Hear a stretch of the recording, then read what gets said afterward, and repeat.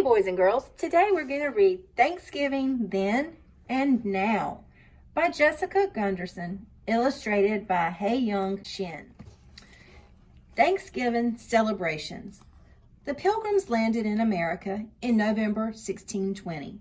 They weren't well prepared for a life in the new land. Their fishing hooks were the wrong size. The seeds they brought from England didn't grow well. During the first winter, many pilgrims died of starvation and disease. In spring, however, help arrived. Native peoples called the Wampanoags showed the pilgrims how to plant corn. They showed them better ways to fish and hunt, and by fall, the pilgrims had reason to be thankful.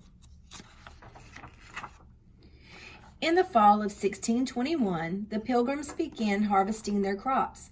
The corn had grown tall. Fish and wild birds were plentiful. The pilgrims gave thanks for their good fortune with prayer and a feast. About 90 Wampanoag men joined in, and everyone celebrated for 3 days. Nearly 400 years later, people in the United States still celebrate the Pilgrims' first Thanksgiving. Many things have changed, but some things haven't. We still gather in the fall and give thanks, and we still eat lots of food. Thanksgiving food. Thanksgiving means turkey to most people, but the Pilgrims might not have eaten turkey at their first Thanksgiving. If they did, it was wild turkey that they hunted. Today, people don't need a gun to find a turkey.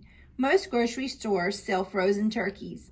How many turkeys are sold in the United States each Thanksgiving? About 45 million. Ooh, gracious. To prepare for the feast, the Pilgrims picked corn and pumpkins from their gardens. Some went into the woods and gathered berries and nuts. Others caught fish in the nearby Cape Cod. A small group of men hunted wild birds. The Wampanoag hunted deer. Many people today don't pick, gather, or hunt for Thanksgiving dinner. They shop. Many families serve corn, cranberry sauce, potatoes, pumpkin pie, along with turkey. The Pilgrims may have eaten cranberries, but they didn't have sugar to make cranberry sauce. They didn't have potatoes or pumpkin pie either. Lots of paintings show the Pilgrims and the Wampanoags sharing Thanksgiving dinner at one big table, but the Pilgrims owned few chairs. Many people sat on the ground to eat. They had napkins, knives, and spoons, but no forks. At Thanksgiving dinner today, most families sit around a table. We usually use forks, spoons, knives, and napkins. Thanksgiving activities. The Pilgrim and the Wampanoag did more than just eat during their celebration. They played too. Children may have played all sorts of running and jumping games. They may have played leapfrog or hide and seek. Many children today play video games or board games on Thanksgiving. Others go outside to play basketball or football. Some watch Thanksgiving Day parades. At the time of the Pilgrims' first Thanksgiving, the Pilgrims and the Wampanoag still had much to learn about each other. They had signed a peace agreement just 6 months earlier. The Pilgrim men showed off their marching and shooting skills. The Wampanoag may have done some traditional dances. Since 1934, football has been a big part of Thanksgiving.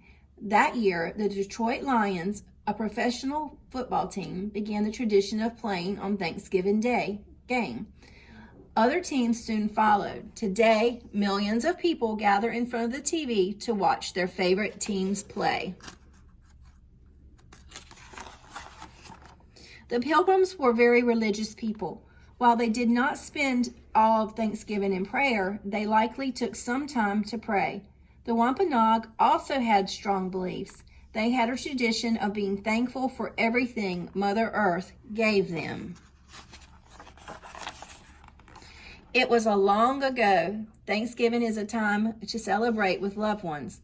People of all religions and beliefs take time to think about what they are thankful for. The end.